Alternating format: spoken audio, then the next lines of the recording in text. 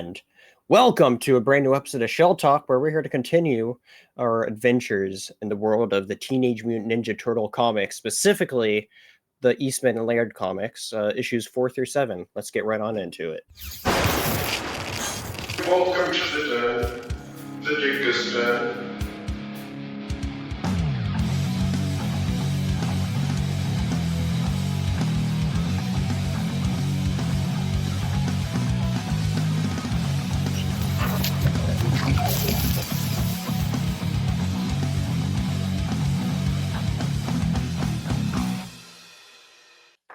All right.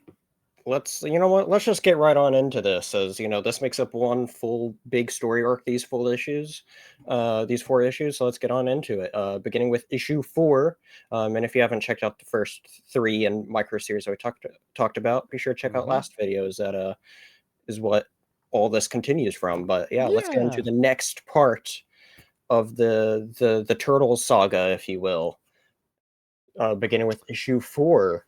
Where the Turtles, they are without Splinter still. They decide to go out, to get some exercise, and then all of a sudden they get ambushed by the Foot Clan, who wants revenge for the death of Shredder, their master Shredder.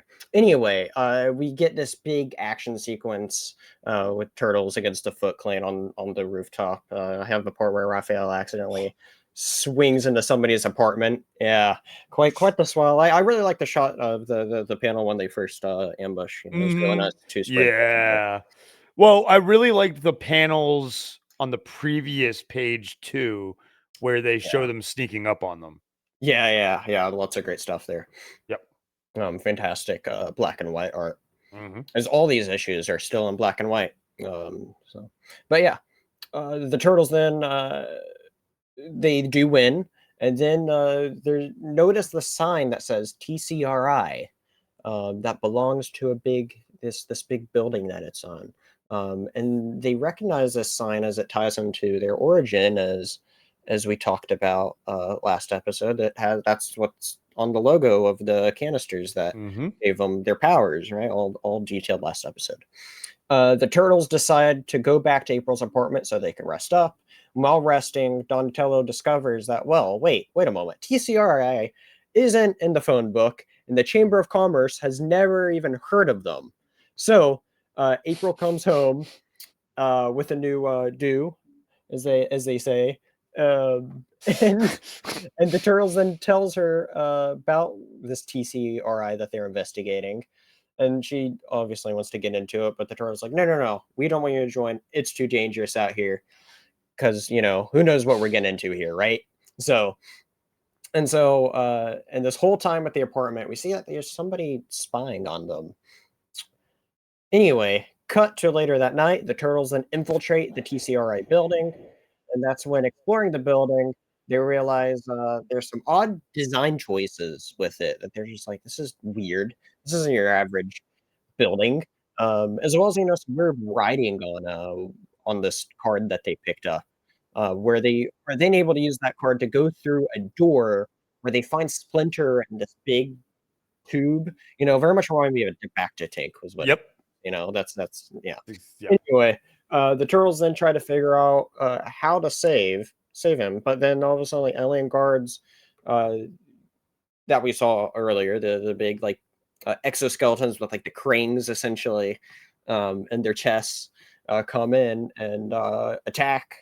And that's when the Turtles they first try to fight back, and then they end up retreating. And then while trying to escape, they find themselves in a different room with all this technology and whatnot.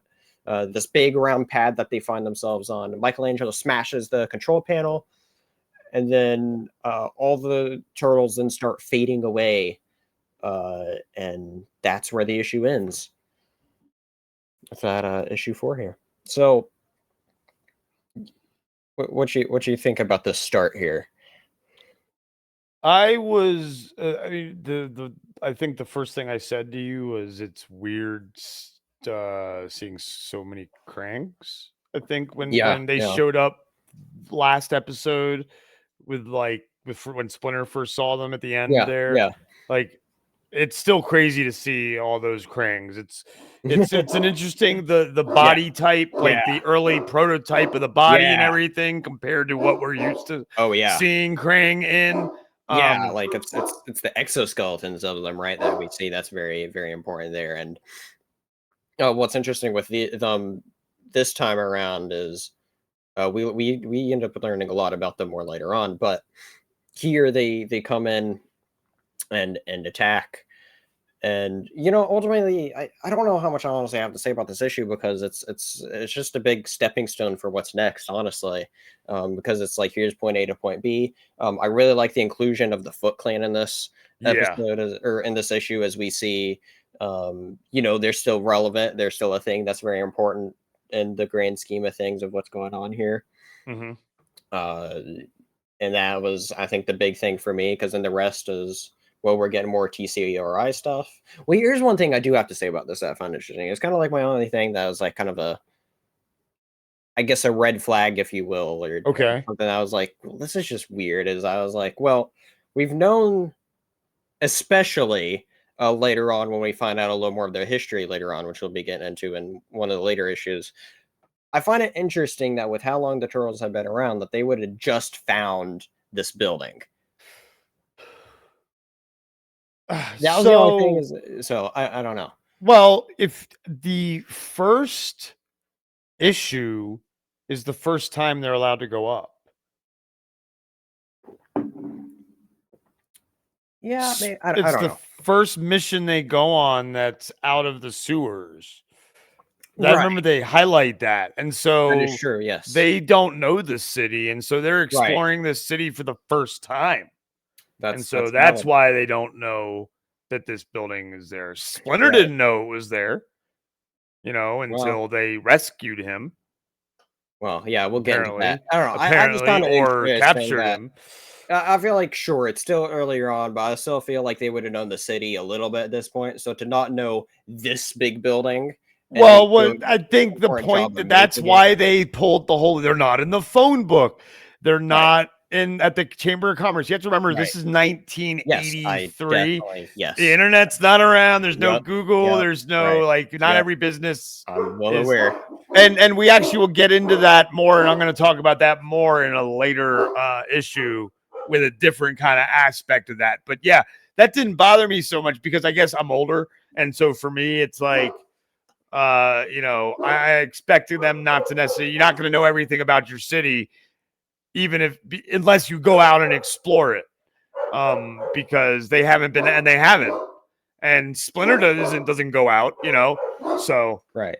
No, yeah, they're ultimately not completely, obviously, fully familiar with it. I just felt like, though, for a landmark like that, that's a weird when you look at it, that they would have been able to recognize it beforehand. But and then that means that later thing that I'm talking about probably bothered you as well.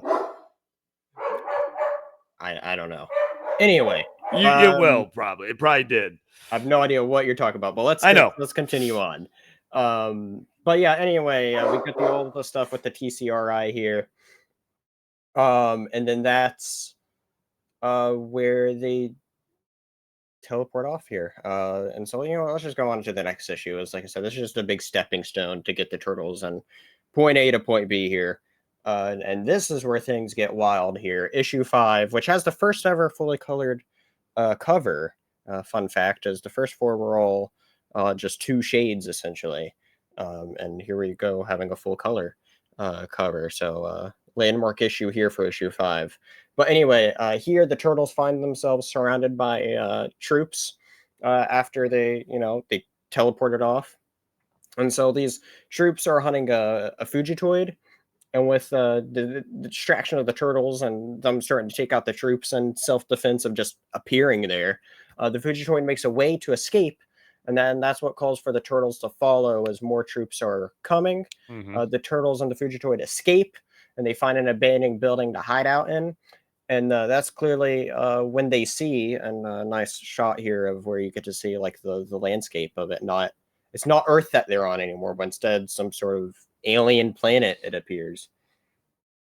So anyway, the Fugitoid then introduces himself, named Honeycutt, and tells his backstory of how he was a human that made a helmet for telekinesis and telepathy. And one day, this lightning storm strikes him and his special work robot, and transferred his mind, since he was wearing this helmet thing, to the mind of the robot. And because of this incident, it's believed that the robot is what killed the human, his human body. That leads to the current events of him being called a Fugitoid and being on the hunt by the military here, which is their title in this, called the Human Federation. But anyway, specifically, there's this General Blanc, I believe his name is, of the troops, and a faction of these Triceratops troops, as they both make plans to hunt down Honeycutt. Then we cut back to the turtles, where they're now in this bar, very familiar to any looking to any Star Wars fans out there. Wonder what? Not inspired by anything at all. No. But anyway, the turtles are just trying to fit in there, trying to find out a little about where they are, but they just can't understand like really anything that's going on. Then all of a sudden, you find both factions of troops enter and start attacking. Both factions being the Human Federation and the Triceratops-looking people, which are called the Triceraton Republic. Both of those come on in, start attacking, just causing a huge, massive battle and bunch of craziness going on, where the turtles are caught right in the middle of it all. And the turtles and Honeycutt then escape the bar, and they get into a flying car, and then that's when they're ambushed by some of the Triceratons, and then who steal Honeycutt and leaving the turtles to fall into this forest, where they find themselves in an even bigger battle between the two factions, like a full-on war panel here that the turtles find themselves in here. Well, keep in mind, guys, this is issue 5 we're talking about, and they find themselves in the big sci-fi war. Anyway. I was very shocked to already be here. Yeah, I was reading this, and I'm like, this issue is just wild. So anyway, the turtles find their way to a bunker that then all of a sudden start shaking and moving, where it turns out, actually, this isn't a bunker. It's actually the cargo bay to a spaceship that the Triceratons are taking off on. And that's when it now leads us to, or cut to the leader of the Triceratons offering Honeycutt the resources to complete his project that he is working on. And the same thing that the Krangs had. Right. Very important thing. Yeah, the transmitter thing, teleporter. Anytime they call it like a special transmitter thing. Transmat. Yeah. Anytime I say teleporter, that's what I mean. Yeah. Because that's what it is. I understand. Yes, they call it a transmat in this. But anyway, is that how it identifies? It identifies as a transmat. Wow. Anyway, but anyway, we get to see our first look at the Triceraton base, where it's a city on this big like asteroid and dome over it. Very cool looking, very sci-fi. And anyway, we're then cut to the turtles, where they're stuck in the cargo bay and running out of air. And yeah, that is just what a wild issue as we get. Well, the whole issue is off planet Earth. There's no Earth at all this whole time, where we find a human federation where there's somehow now humans developed in space, and then there's Triceratons out there that don't like each other. The turtles are using guns. The turtles did use guns for a little bit. It was. And he's like, if Raph can do this, I can too. Yeah, that was wild. I really like the inclusion of these Triceratons. I thought they were an interesting faction, and yes, and we get to see more of them in a bit later on, which is really cool. But then we also got this full-on origin to Honeycutt, which is like, just, I think if you're used to like what Turtles is, the 80s, it's so different right? Of like, yeah, how he comes from there. It's like, yes. wait a moment. This is a bit different there. And so that was cool though. That was a very cool story. Yeah, I liked it because I was like, I always, wondered how the original origin of him was. Yeah. And now we know. Yeah, very different. Very now different. He's mind swap, and he's Mind- his yeah. body is actually burnt to a crisp, and now he got trapped in this robot. Luckily, dark, as we talked. Very dark. Yeah, we've talked about that. I think in the last episode that Yeah. Turtles, the old school Turtles, is much darker than. Oh yeah, it is. Than yeah. we. Yeah. Yes, it is. Yeah, it's wild, especially shown here, right? With him in particular, and just some of the action and brutal as well. You never see Turtle. Here's the thing, though, is I think once Turtles turned into the original cartoon, you would have never seen Turtles use the guns until they came into Fortnite, which is the correct. People have wanted Turtles in Fortnite for so long, but then it has never happened because of a role supposedly with like Nickelodeon not wanting them to use guns at all. Yeah, and so, now look at the original fifth issue, they're using guns. Like with guns. Yeah, it's crazy. Talk about how much darker it is. You get Teenage Mutant Soldier Turtles in this now. Yeah, there you go. Anyway, TMST. God, good thing they're not pandas. Oh, or PMS. PMS. Oh, yeah. Well, or hamster. No. What was it again? Adolescent hamsters or ninja. Yeah. Jiu-jitsu, whatever. Anyway, moving on. Stay tuned for that. Anyway. So that was just a wild issue. Seeing the waging war between them. Really like the Star Wars vibe all with it. Yeah, the cantina, obviously. Yeah, I mean, it really did recreate the Star Wars vibe of just having all those different aliens in there, and then the booths and everything as well. It was very Mos Eisley Cantina, and they even admitted it is like, we just wanted to tell a story of turtles in space. Turtles in space. And so that's what we got. Was this? The Turtles on Mos Eisley.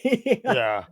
So and then the flying cars and then the jetpack dudes and it's just all inspired by so much stuff. I think this is easily to say, of all the Turtle stuff we've read thus far, this is the wildest issue. Yeah. Between all three of these episodes that we've done so far. Agreed. And so it's absolutely crazy. Because it's just like, hold on, they come here. Turtles are who you think to be normally very street level. Other than, I mean, we're used to like Dimension X being a thing now. Sure, but we're not used to stuff like this. Where you go out and it's like, holy crap. And as I'm saying, this is issue 5. Like, I can't iterate that point enough. Of like, this is early on, and they just go crazy with it. And it's just a wild issue seeing them all. And so I'm very interested to revisit eventually when we go past this, hopefully, to seeing these factions again. Really I think we will. So we'll see with that. But but will the turtles run out of air? Yeah, will they survive? Find out. Find out next issue. All right, now. Yeah, you're right. Issue 6. Where the Triceratons leader is taking a honeycut to their leader, and we get a better look at their base, where you realize it's like a lot more crazier than initially looked at, and that's one of those things. I think that's like the one. I'm not gonna say the one page, but like probably the page that got the biggest wow from me of when looking at just from the art. Right? Yeah, I was surprised because they're like, oh yeah, it's just a little. It's just a ship on an asteroid, you know? Yeah. And then boom. It goes from your typical asteroid-like city, domed asteroid sci-fi city when you think of it, to a bunch of connected ones all together. And so I was like, oh, that's just a really cool visual there that I really liked. But anyway, their leader's trying to convince Honeycut to build this new weapon, but Honeycut refuses because he's like, well, I don't want to help yes, human Federation. I don't want to help you, Triceratons, so I'm just gonna refuse to do anything at this moment.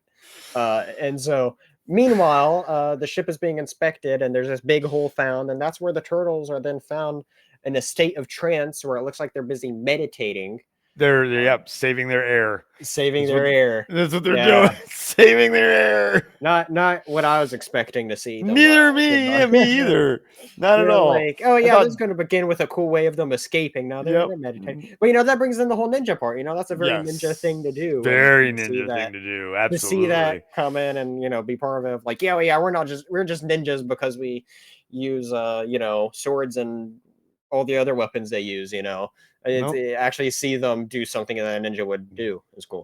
Yeah. So, but they're then immediately taken prisoner after being found. We cut to Earth where that April is now worrying about the turtles, as it's now revealed that they've been gone for 2 days.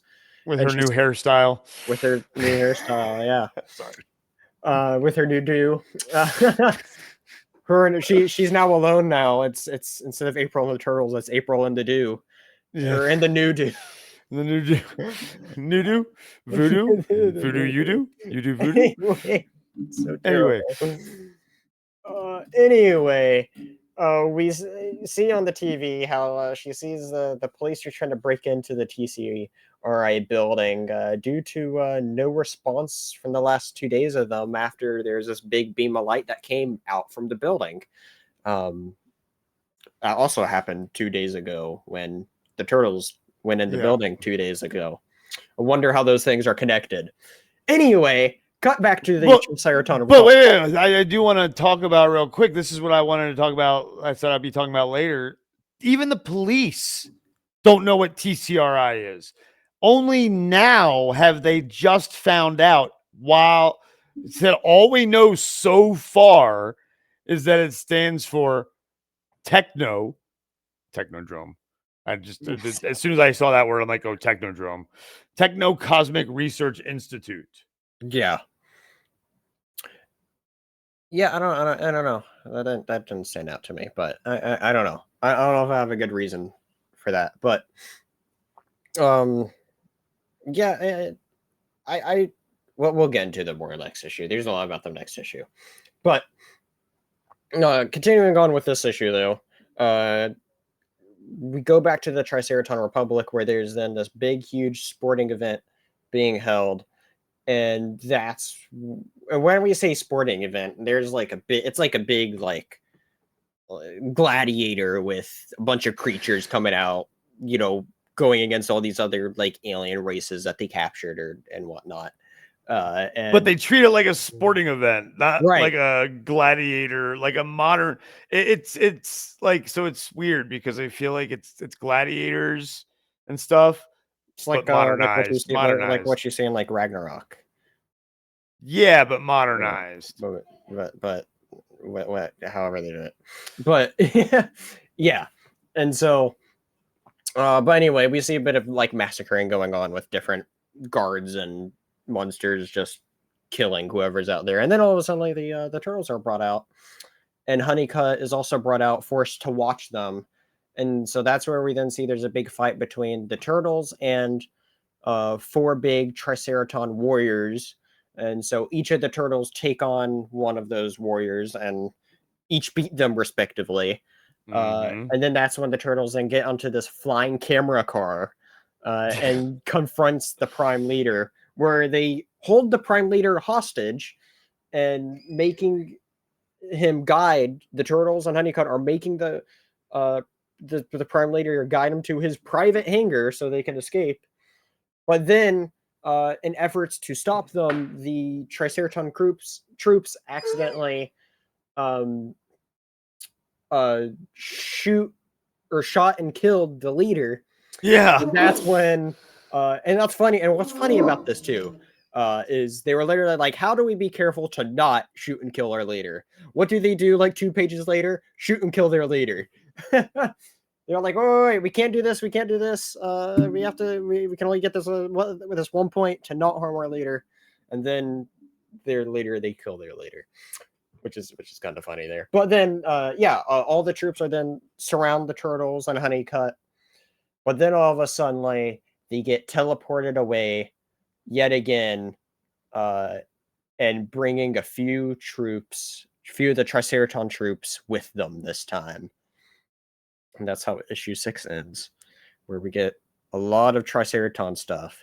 The last issue is all about seeing this human federation. Now we see the Triceraton Republic. Yeah, their society is very interesting. Yeah, I'd really like to see more of them.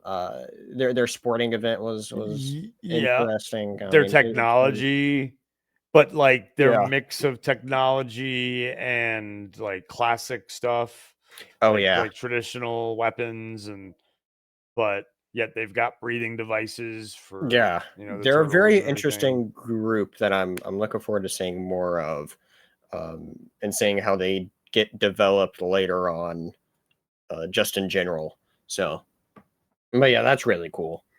I really like that. So, but yeah, I really like seeing all these Triceraton people around. I thought they were cool. I dig them. I like them. But like it really gave it the modern sports feel, like when you got the announcers and talking about like centers and forwards and backfield. It's like this is yeah, absolutely. Yeah, it was interesting. The action bits in there was cool, but nothing special as far as those big arena bits go. But it served its purpose to get along for the turtles to escape. We got. I'm trying to see what else. If there's really anything else about this issue, I don't think there's much else. Well, let's go on to the last issue. As I said, this is all these issues are essentially interconnected, as this is like one full 4-issue story arc. The first time the Turtles has done the big 4-issue arc like this. Yeah. And so issue 7, after them being teleported away, they find themselves just outside the TC. My bad. First, outside the TCRA building, there's a news reporter doing his job. And then that's when there's this big beam that then strikes the TCRA building. And chaos breaks out among the crowd outside, as it's also revealed that the National Guard is about to break into the building. Mm-hmm. Inside the building, the TCRI aliens have the Turtles and the Triceratons surrounded. Oh, as well as Honeycutt's there. Can't forget that. Yeah. But the Triceratons realize with the working teleporter that they just used, they want it for the Republic. So then they start to attack. And that leads to this battle where we find the TCR and Turtles actually working with each other now to fight these Triceratons.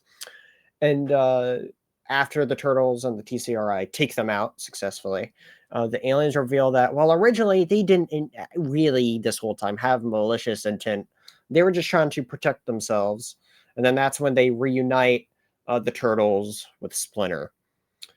Cut back outside, and that's where April is investigating what's going on, as the National Guard is about to break in and find out that what the National Guard and police department thinks is going on is that there's a terrorist organization inside. So they're trying to, they're making their final preps to break in there.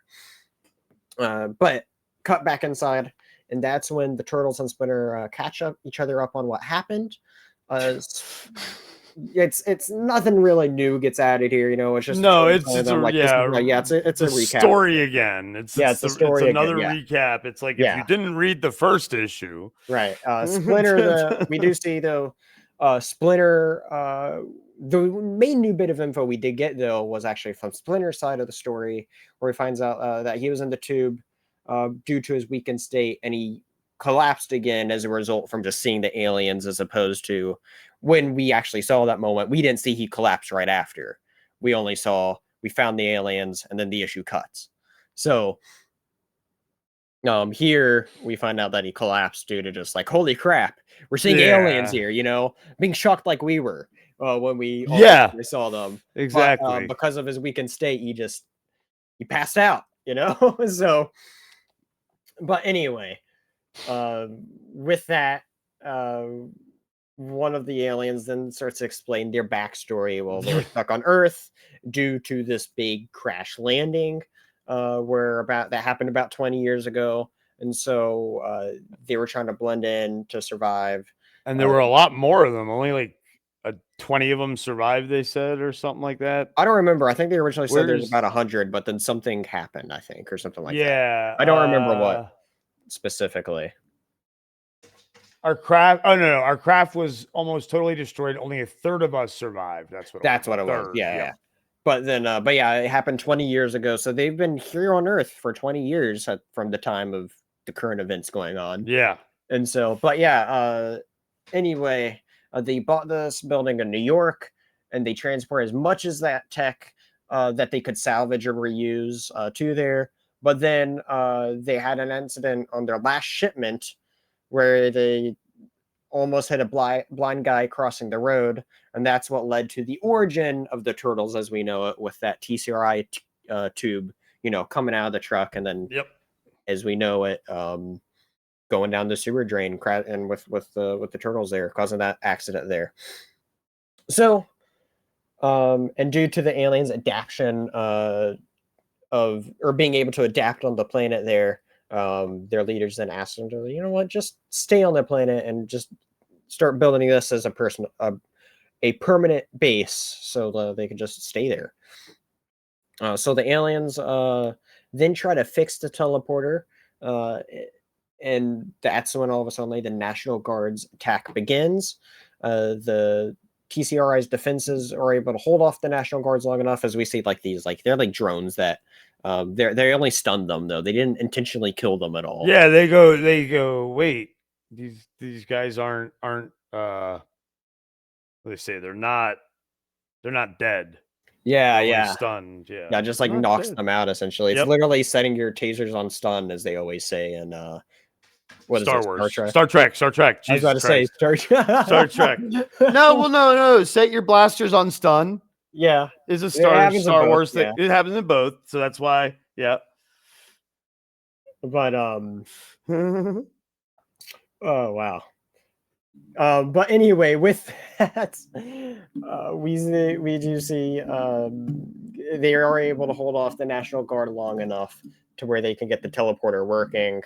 The aliens, and it's also important to note here, because I had to do a double take to make sure I got the order right here, was Honeycutt also went with the aliens first through the teleporter, and as they were saying, all right, we're going back to our home world now.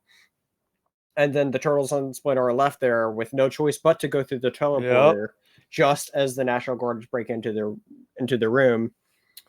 And then that's when we cut to April watching the news about what's been happening over here at the TCRI building. And then that's when she hears a weird noise and finds the turtles and Splinter in the bathtub, finding that, well, they're safe at home and not on the alien world. April, you're never going to believe the story we have to tell you. It's true. Those little creeps, don't worry, will beam you right into the comfort of your own living room. No prob. Nope, into a bathtub. Nope. Raph and Mikey getting to say stuff when they first get back. Yeah, they're back home all safely after their wild intergalactic adventure, I guess. Yeah. Really interesting to just see these TCRI aliens. Really, we're seeing them presented as good guys, as to the normal conception of it as well. We think of one in particular, little guy named Krang, that everybody knows of, right? And he's the big baddie, him and Shredder, in a way, kind of like the dynamic duo of baddies and turtles,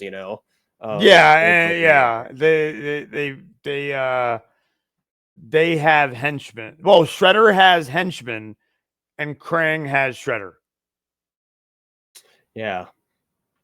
But and then there's the Krang has his soldiers too. Right. The Krang soldiers, which, now that I think about it, look kind of like his body. So are there other Krangs inside those bodies? Maybe we didn't even think about that. Just lesser Krangs. Lesser TCRI aliens. Yeah, techno cosmic aliens. Yeah, and so, but yeah, their origin here was really interesting, as we do see them ultimately here. Point of that Krang talk of that they're good guys in this now, and everything was just a misunderstanding. Right, so far. So far. Well, wink, and wink. like, is Krang some rogue one of their alien race who comes back to Earth? Yeah, we It's don't. like, oh, I want to conquer it. Yeah, I'll be interesting. Yeah, I'm very much looking forward to just seeing where all the space stuff with turtles goes, and it's not a thing they necessarily think about. No, because we space think of the and- multi-dimensional with the turtles, Yeah, but then this is actually space. So yeah, we'll have to see if they go both, or if that was a thing designed mainly for TV. yeah, but we'll see. That'll be very interesting to go into for sure. Because I feel like the space thing still would have worked for TV. So if they changed it, I'd be interested to know why. That's very interesting because I know Eastman and Laird were hands-on with a lot of that changes and whatnot. So it'll be interesting to go into and try to find a bit of those details. If anybody knows anything, let us know in the comments down below. Absolutely. And so, but yeah, that's very true. And so very interesting changes and whatnot between the two. But I really like their depiction here. It's very interesting. Just seeing them end up being good though, and nice callback to this point, making everything feel full circle, fully interconnected. Mm-hmm. And it wasn't just a space adventure to be a space adventure. It actually had a point to connect back to.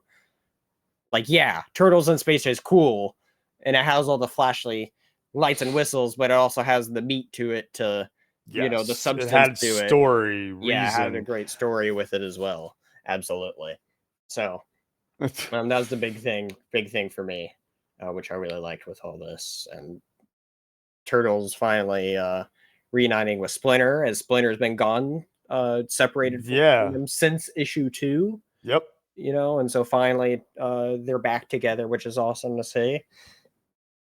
And yeah, it's just great. There's really just a few, like, I don't know what to call them, like tidbits, I'd say, that I noticed. Yeah, sure. In the artwork for April, it has evolved. The way she's drawn. So you go back to even issue 4, was it? Where Oh yeah, and I know what you're talking about here. And how she looks like I'm not gonna beat around the bush. You can't tell what race she is, really. Right. You can't. Like, she's drawn, like, and the artwork is very different. Like, when she's talking to Leonardo about his wound, I think is a frame that really jumped out to me, where she looked like she was drawn kind of lazily. The hair is lazy and a little bit, and not as the new hairdo, should I say.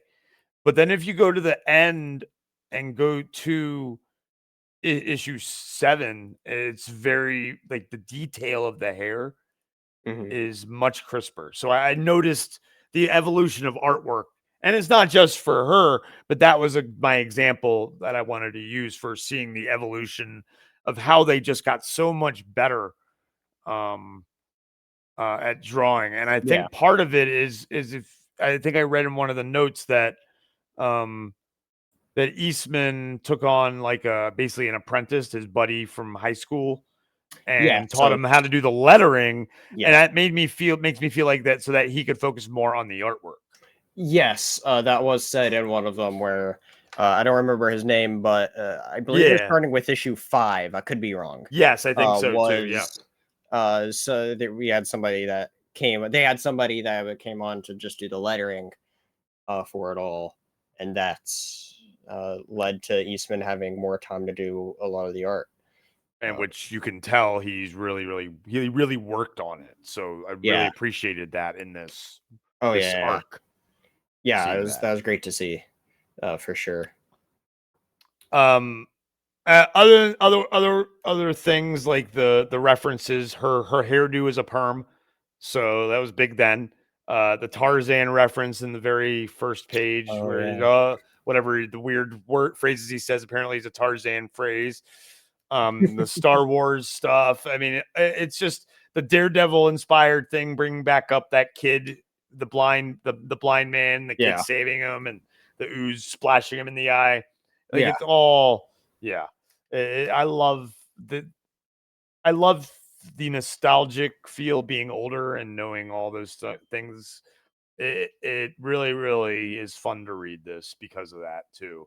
Yeah, I think that's a huge reason why it succeeded, was because just new readers getting onto this, there's a sense of, while it's brand new, you did have some like familiarity of like these different references and stuff being made as these were coming out, and so it was easy to connect to in some regards. And that's part of the reason why it took off. It's such an amazing story. I know we talk about it first episode, but just to see how it takes off right from the get-go, and it now turns into this huge franchise as we know it now, being one of the biggest ever franchises ever now. So absolutely crazy, wild, and awesome to see. So yeah, excited to see what's next. Absolutely. This was definitely indeed a very fun, just space adventure. I don't know. I don't feel like there's really much else to say. Like, it was just a great 4-issue arc. Yep. This concludes the as we're going through the Ultimate Black and White collection. So this is the very end of the first one of Volume 1. So you know what? Be sure to tune in next episode as we begin our adventure into Volume 2. And until then, be sure you like, subscribe, all that good stuff. Share it around if you like what we're doing here. And until then, see you all next time here on Shell Talk. Cowabunga! Cowabunga, dudes!